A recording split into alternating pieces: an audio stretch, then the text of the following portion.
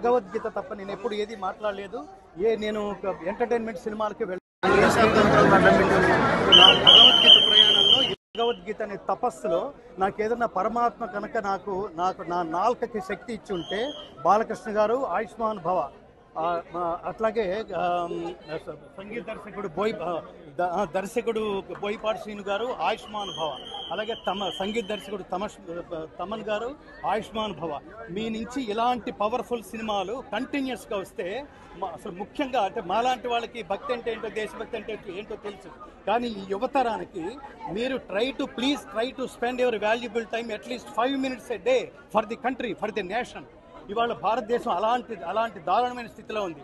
ఈ మధ్యన జరుగుతున్న అనేక కాశ్మీర్లో కానీ, ఢిల్లీలో కానీ, బాంబేలో కానీ ఈ పేలుళ్ళు కానీ ఇన్ని జరుగుతూ దేశ భద్రతకి విఘాతం కలిగిస్తున్న ప్రస్తుత దారుణమైన స్థితిలో ఈ సినిమా గొప్ప కనువిప్పు కలుగుతుంది.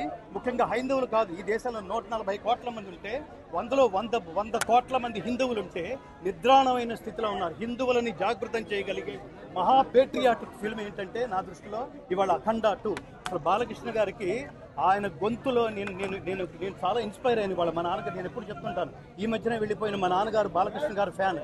ఎందుకంటే ఆయన గొంతులో ఏదో ఒక అత్యద్భుతమైన వైబ్రేషన్ ఉందిరా. ఆయన మాట్లాడితే ఒక జనరల్ డైలాగ్ అయినా అద్భుతంగా ఉంటుంది, ఒక శ్లోకం, ఒక పద్యం, ఒక స్తోత్రం ఏది చెప్పినా అద్భుతంగా ఉంటుందని. ఇవాళ అంత పెద్ద స్క్రీన్ మీద ఆయన శ్లోకాలు వింటున్నప్పుడు, హనుమ గురించి వింటున్నప్పుడు ఇది మహావీర హంవీర హేమాద్రి ధీర ధరాజాత సౌమిత్రి సంవేశితాత్మ మహాత్మా హనుమా అని అతను కొడుతుంది. బాలకృష్ణ గారు రియాక్ట్ అవుతుంటే అది ఖచ్చితంగా ఒక బాలకృష్ణ గారి రియాక్షనే మాత్రం కాదు, ఇది ఈ దేశంలో ఉన్న ప్రతి హిందువు రియాక్ట్ కావాలి.